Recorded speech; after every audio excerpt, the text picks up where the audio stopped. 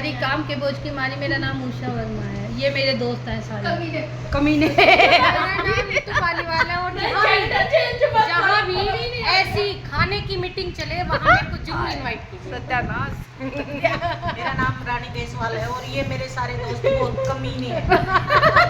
अच्छा, नहरा है और मुझे समोसे बहुत अच्छे लगे। I love samosa.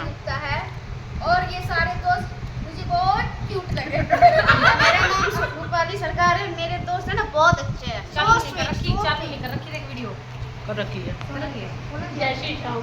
मेरा नाम सोनल गर्ग है, ये मेरे फ्रेंड्स बहुत अच्छे हैं।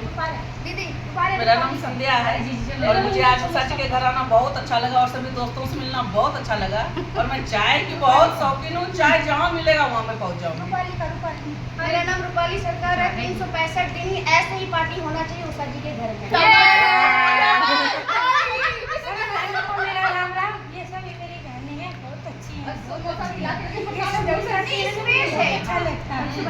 सब चाय पिलाते हैं।